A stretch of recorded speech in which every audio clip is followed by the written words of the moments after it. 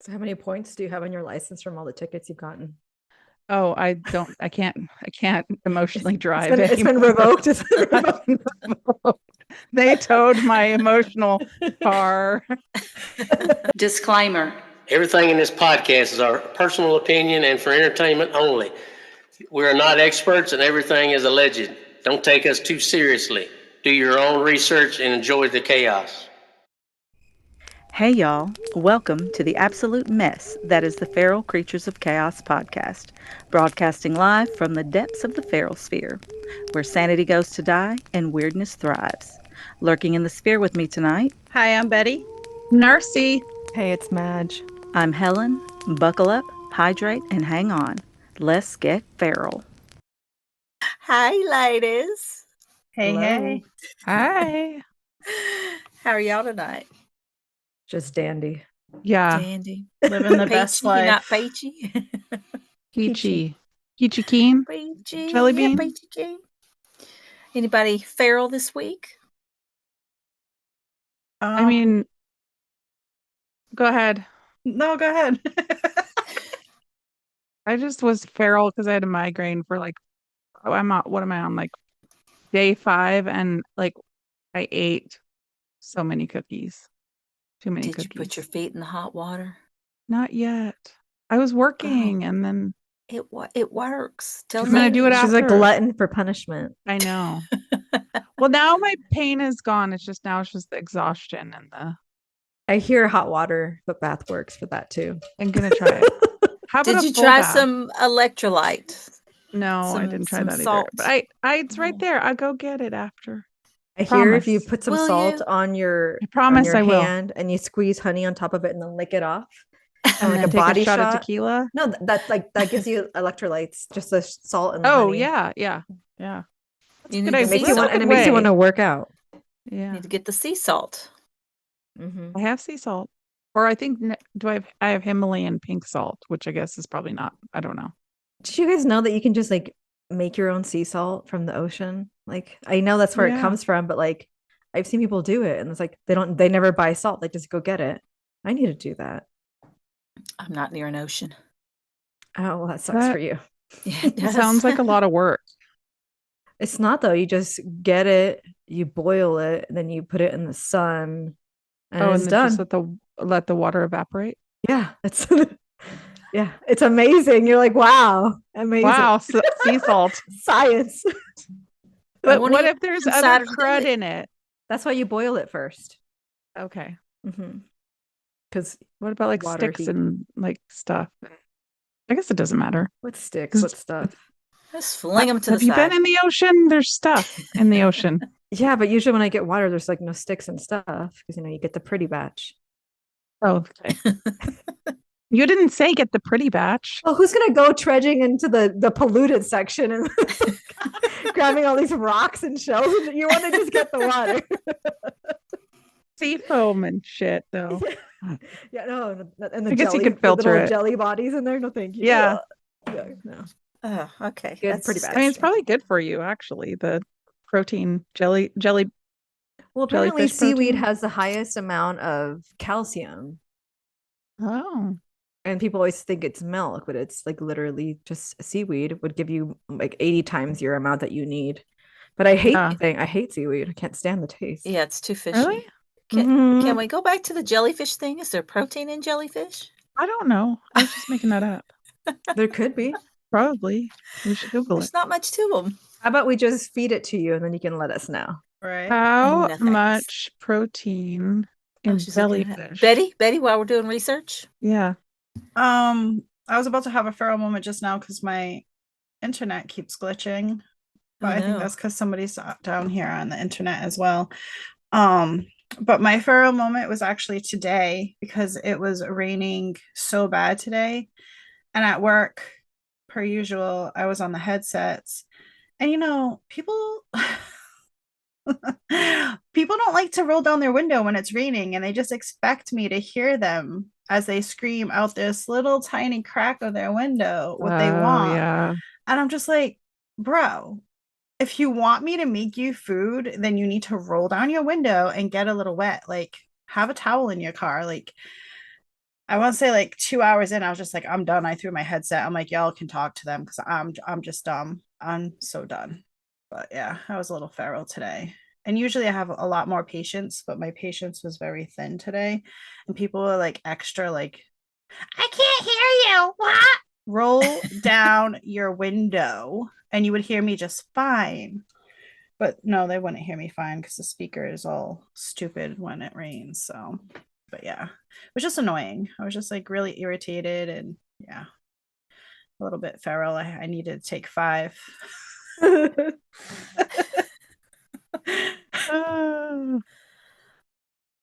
is there protein in jellyfish?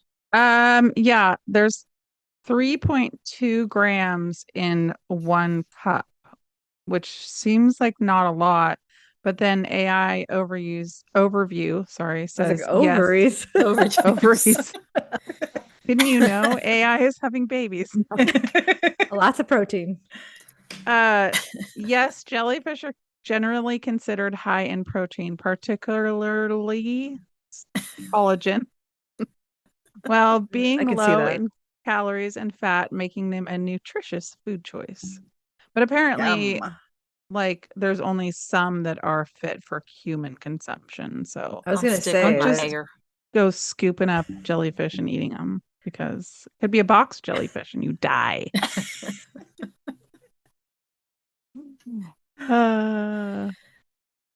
Madge, now that we've gone completely off topic. Well, I would like to take this opportunity to ask you if you've had a feral moment. Me? Yeah. Not today, I don't think. You seem a little on the edge of feral. I'm always on the edge of feral. Circling feral city. I work with children. They're always feral. And the chiropractor told me today that because I was like, hey, you look like you lost some weight. What have you been doing? And she's like, oh, I've lost like 30 pounds. I was like, wow, that's awesome. And she said she was taking some kind of concoction, back alley style. So like I a might join in. GLP or like herbal? Yeah, what kind of concoction? I don't know. She really doesn't know. Back alley? She doesn't know what she's been taking? Back alley stuff. No, it's something. Is it her brother? Or I think it's her brother. No crack. It's some kind of peptide situation. Well, I'd like some of this back alley peptide. Yeah, I'm like, or I'm gonna have to eat jellyfish. The air's not doing it for me, so. What are you talking about? Yes, it is. You're fine. No, it's not. Shush. Because you're overindulging in all your air. You get a little too airy. I am. Just gulping it in. Like, at least slow it's down. not gas, right? Oh, speaking of gas, she also told me last week, well, one of her kids came running in and it's like, Mom made 2 patients fart today. It's like, that's awesome. Are she telling her kids one of them, how many? Like, if we go to her and we fart, is she going to tell her kids? Apparently. See, that should be privileged information that should not be shared give out outside. Names. Yeah, it's HIPAA violation. She didn't give out names. What if Monica and everybody knew that Monica went to this chiropractor? Then they would know it was her. It's okay, true. Like the girl at work told me that she was one of the ones. She told me that today. Oh. Yeah, she's like, oh, she gave me the big long story and she's like, I tooted. Why is that such a nightmare to I mean, everybody toots, right? I don't know. Hear about it. It's just when you're having a procedure or something's happening to you on the, you don't want it to. Yeah. Yeah. And there it goes. So that was pretty feral, but not from me. It keeps you humble, a little embarrassment goes a long way. It's true. Well, speaking of embarrassment and other emotions, tonight we're going somewhere terrible. When we were together, someone brought this game. And she kept asking all these questions. And she wanted us to go deep. And I know you guys saw I'm not deep. You are. Like the vault. I was hoarding something. Everything. Yeah, all the things. Some people hoard trinkets, some hoard Tupperware. Me, I hoard the emotions. You know, keep them close. So tonight we're going to dig into what it means to be an emotional hoarder.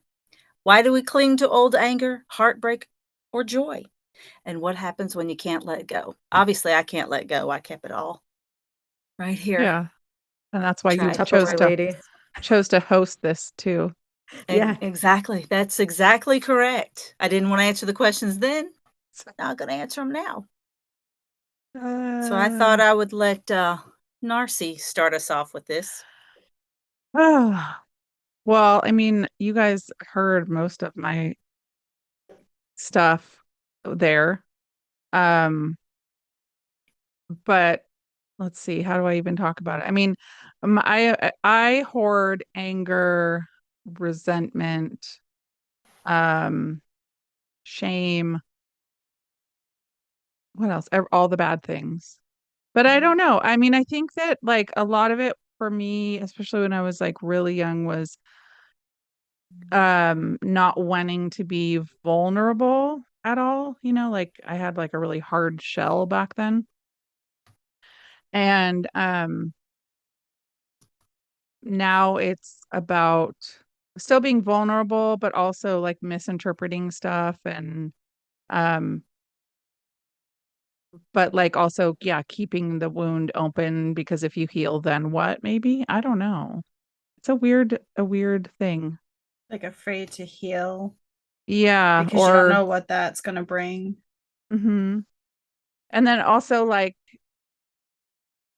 letting being defensive instead of vulnerable because you're afraid to trust people because of um past things happening. Yeah, so hoarding, it happens. And then we slowly, but I think when we hoard, it's like that show, like your family and your friends notice, and then the city like notices, which might be like your job or something. And then they're like, give you a warning ticket, and then you got to clean it up. And if you don't like use like therapy and friends to help you out and all that, then you're just going to go back to your old hoarding ways and keep your anger inside and stuff. So how many points do you have on your license from all the tickets you've gotten? Oh, I can't emotionally drive. It's been revoked. They towed my emotional car. There's a condemned sign on my emotional house. Well, hopefully you can make it back after some time in recovery. Do you notice like a correlation between like, say, when you're feeling angry, do you like emotionally spend, or like do you notice any like correlations between like the emotion that you're feeling or don't want to feel for that matter and like what you do instead of dealing with the feeling? Yeah, like, well, I mean, like I have my first tendency to negative emotions is to avoid or to what would you call it? Like block it off, like not talk to that person or even just take a break. But then that doesn't help because it's always like, okay, well, I'm just going to let it go and put it behind me and whatever. So, or like if it's boredom or some kind of emotion like that, I'm like eating or spending or, anxiety too, I think causes me to do that kind of stuff too. Yeah. Instead of like, I've heard a lot of people say like go through the emotions and I'm like, but I don't want to. Right. It's hard. It's hard stuff. But isn't it harder having it underneath the surface? Yeah. Long term, definitely, for sure. Well, yeah, like I feel like that can materialize in like sicknesses and masses and stuff in your body. But like when I'm upset about something, like I need to talk about it because otherwise I just feel it like it's in here and like I need to make sense of it. Yeah. And I like cry. Yeah. If I can't get it out, I start crying. It like leaks out of me.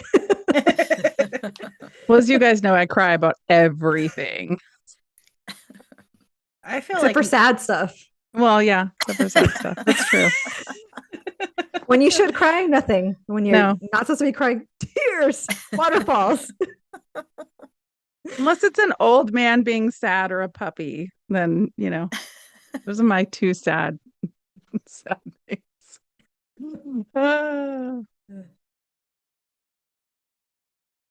Yeah, I relate to a lot of like those feelings of hoarding that you have, like similar, like the anger, sadness, resentment, shame, all that. I was trying to like pinpoint certain things, like for instance, you all know I love to shop, right? And I feel like for me, that stems down to when I was younger, growing up, we were poor. We were considered poor, not a lot of money. So like my mom used to always go to like thrift stores and buy me the most hideous clothes to go to school. And like I remember going into 6th grade and I'm like, please, all I wanted was stonewashed jeans. Everyone had jeans and an Adidas hoodie. That's all I wanted. And this woman went to what is that place called? Not Savers, Salvation Army, and bought me the most hideous outfit that I still have it. It's like in my brain. I never tight white leggings that had bright colored seashells, like neon seashells on them, with like a bright orange top, was like my first day school outfit. And I went on the bus. It was my first time public transportation bus where all the cool kids, you know, it was going to middle school. And everybody was laughing at me because everyone had on jeans and hoodies and was just like chilling. And I looked like I just went and got my outfit from Salvation Army. My mom's like all proud. I paid 50 cents for those pants, you know? So I feel like a lot of, for me, I emotionally hoard anger towards that. And that's why when people tell me, oh, you shouldn't spend your money on clothes, I don't care. I feel like that's like where my obsession began. I got a job soon after that and I started buying my own clothes, and I'm just like, no, I'm not going to wear these hideous things. Like I'm going to buy my own Adidas sweatshirt, my own jeans. And ever since then, I can't stop buying clothes. And yeah, they know very well. Yeah. I feel like that is the anger towards my parents for not having the money to give me what I wanted, you know. And then now when I'm angry, say at my husband or whatever, I emotionally eat. Even if I'm not hungry, I'll just sit there and eat. And then I'm just like, what else can I snack on? What else? Like, it's horrible. Like, I just need to learn to deal with the emotion. Why do I feel like this? Like, and stop.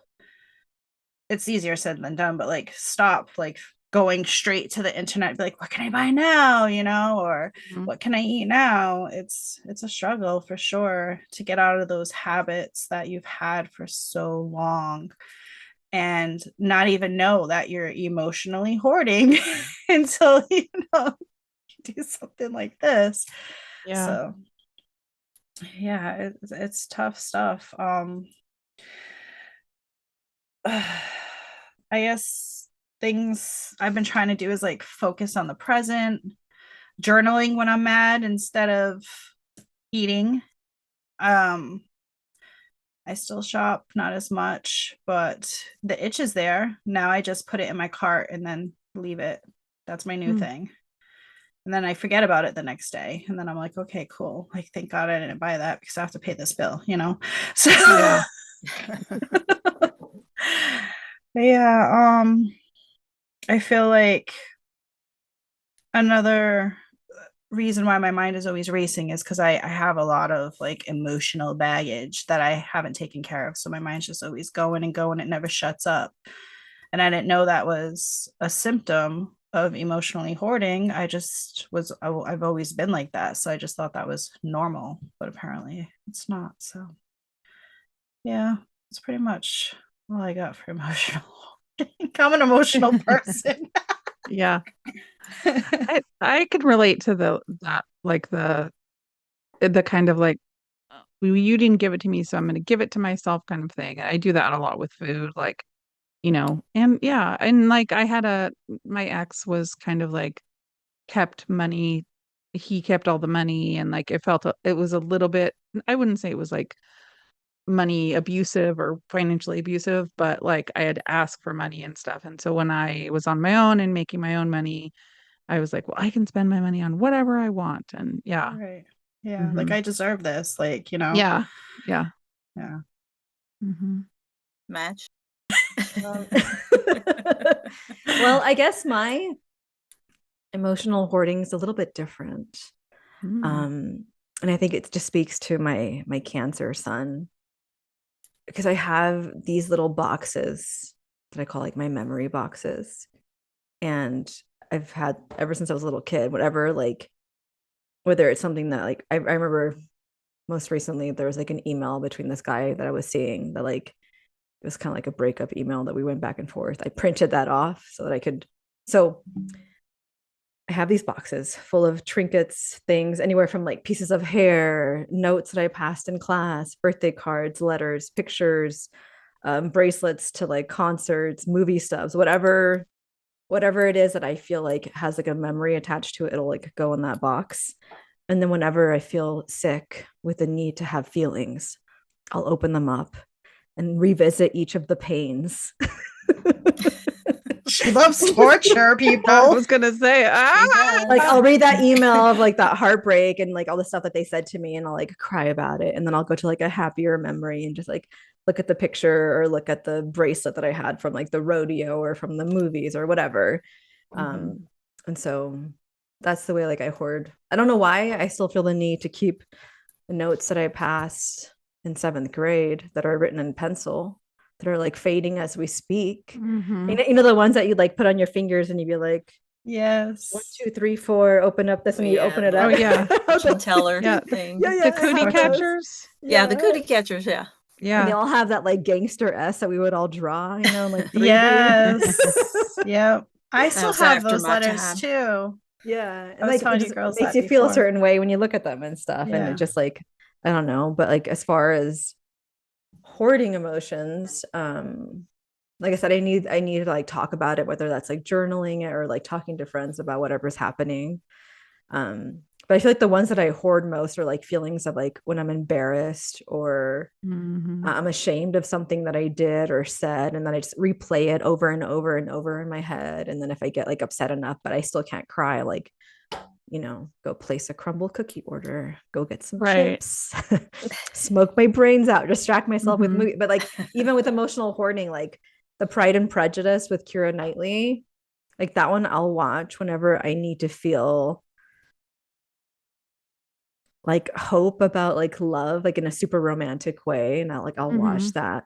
But if I want to like cry my eyes out over like my mother wound, then I'll watch The Family Stone, you know. So I have certain movies that I watch to get those feelings out, because, you know, I feel like holding them inside just like messes with you physically and not only emotionally. Because I mean, you don't want to ask somebody a super deep question and they're just like, yeah, that's all. Helen. Someone's getting called out. Yeah. You know, because I think emotions are there to help us. And that's the whole point, I think, of being a human on this fucking planet and this fucking simulation that we're currently in, this timeline, is to feel shit. And we're being put through it on the daily. So, and if we don't, then we're just like monotone and like, oh yeah, we're super happy. And the next thing you know, they're like, well, this person killed everyone in her town. It's like, what happened? Right. Nobody saw it coming. Emotions. Emotions. Yeah. Well, and I think you also kind of need a safe space to do that. Like you need safe people. And like one of the things, you know, we went through a lot of our emotions and on our vacation, but then like, as you guys know, I have that kind of instant, like, oh, well, they don't want me here. Nobody likes me, or they're mad at me or whatever, you know, kind of thing. And that's why the other day when we have a chat, obviously, and I put that out there because I knew it wasn't true. I knew that my thoughts weren't and my feelings weren't true. But if I didn't say it, I might keep ruminating about it. So I was like, listen, I'm just going to put it out there. So everybody knows that I know that it's not true, but it's out there and I can, you know, like just have it there and not have to be in my you know, like hoard it. I didn't want to hoard it anymore. I just want to let it out and be like, okay, I know this isn't true. I know this is just my snap, like, you know, feeling left out thing from past and whatever. So I'm going to put it there. They're safe people who are not going to, you know, hate me about it. And then I can get it out and it's good. But without that kind of safe space where people might, in other chats that we've had, people, not us, but other people involving, it wouldn't be safe. So, yeah. And yeah, I don't want to say it's funny that you say that, but you're not alone. Like sometimes I feel like I said something so stupid. I'm like, oh my God, they're fucking mad at me. No one has freaking said anything all day. You know what I mean? Like in the past, I felt like that too. Yeah. You know what I mean? Like Yeah. I go replay the thing over and over in my head. I'm like, but I didn't mean it like that. How about if they took it like this? Because I didn't even think of it like this, because maybe they could have, you know what I mean? And I'm in my own head making up and meanwhile you're all freaking working, got the dogs at the park, like living life, and I'm over here going nuts in my own head. So like you're not alone. I feel those things too. Like I totally get it. Yeah, right. Well, you should just tell us, where are you guys? I feel bad, you not like me, and then we can say, no, we love you. Yeah, had you shown up to the book club, you would have understood why Adriana all of a sudden was like just being, see you next Tuesday. Yeah. And I was like, and in the moment, I was just like, what the fuck? But I had to obviously, like, wow. But I had to conduct this fucking meeting and go on it. But she got me to the point where I said something like, you can shove it up your butt. Like, I was like, I don't even know what the fuck is wrong with this girl. Because she was pissing me off. And then afterwards, Betty reached out to me. I was like, whoa, what was up with Adriana? I was like, thank you. Because I thought I was like, did I say something? Like, what did I do to make her? I thought I missed something. I was just like, I must have missed something because she came at you crazy. Yeah. I was very confused. Yes. Very confused. Well, you guys, after when we finish, you have to tell me what happened, because I don't know. I was desperately trying to get in with my 0 bars at the thing, but yeah. And also on the topic of feeling like you're left out or people don't want you, I think for the most part, maybe all of us, or just a few of us, we were tomboys and we had mostly male friends, because again, we were bullied by women. And with men, it's very black and white. This is what it is. There's no undertone. There's no are they gossiping behind me? That would be hilarious if they were, and maybe they would need to come out of the closet if that's the case, because typically men don't do that. Right. And so it's just hard, because with women, it's very much, there's all this masks emotions. Emotions. Yeah. I ain't gonna lie, I've asked Helen, I'm like, do you think they're mad at me? I think I've said that to you in the past. And she's like, no, however she said it, I'm just like, okay. I had to ask her well, I wouldn't take Helen's word for it. We're always mad at her. She's clueless. So I am clueless. You don't listen to them, Betty. No. See, I'm the total opposite. Y'all are like, did I say something wrong? And then me, I'm like, I haven't said anything. Should I say anything? I don't know. I feel stupid to say anything. What do I do? Yeah. What about you, Helen? How do you emotionally hoard besides not letting anything out, like Fort Knox? Yeah. You hoard them all. That's it. You've been hoarding since 1994.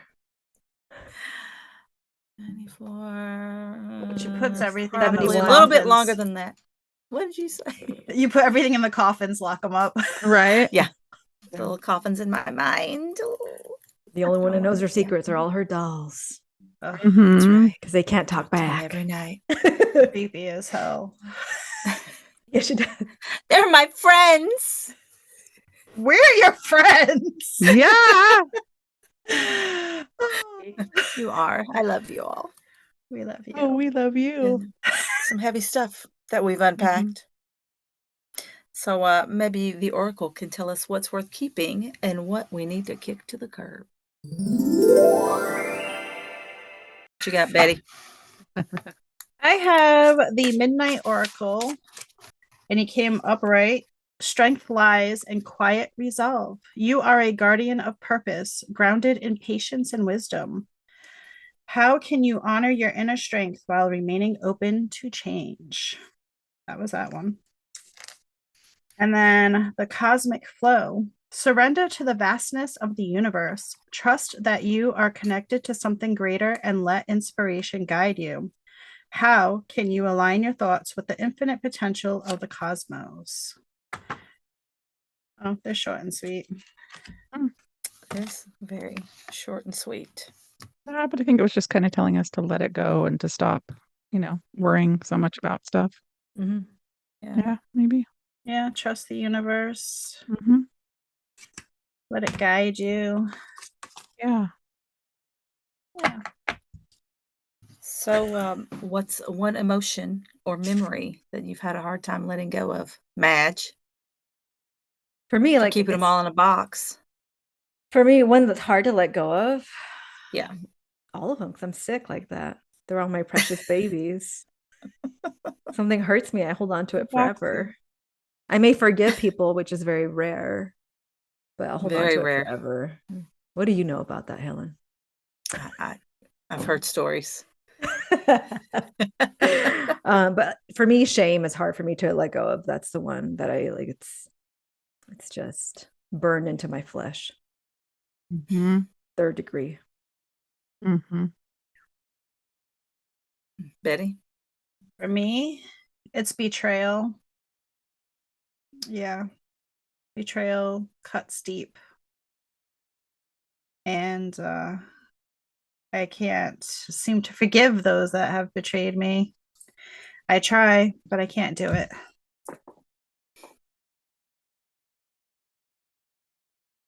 Nurse. I think I have a theory that shame is the most toxic emotion, and it's the most least helpful emotion that we have. And that people shouldn't really ever we would be a healthier society if people didn't feel shame. Because it does cut so deep, it burns so deep, it's like scars us really bad. So that would definitely be one of mine too. I actually was listening to somebody say, I don't know where I heard it, but like taking criticism without shame, which is really hard. Like when somebody tells you something and then you instantly feel shame about something that you shouldn't really feel shame about, like, oh, okay, yeah, you can say to yourself, oh yeah, I see how I did that wrong, or that thing, I can change that thing, but not feeling shame about it, would be much healthier, I think, than the automatic shame that I think most of us in our society probably feel. Yeah. And then, yeah, betrayal. I don't feel betrayal that often, I think, because I kind of expect it from a lot of people, but I've been cheated on in like horrible, horrible ways. And I think even though those people don't matter to me anymore, they're out of my life. Like I don't have any, like I've even kind of forgiven them or whatever. I still have nightmares about it. Like I still will wake up like so obviously those are the things that's what I hoard. Yeah. Mm-hmm. Helen,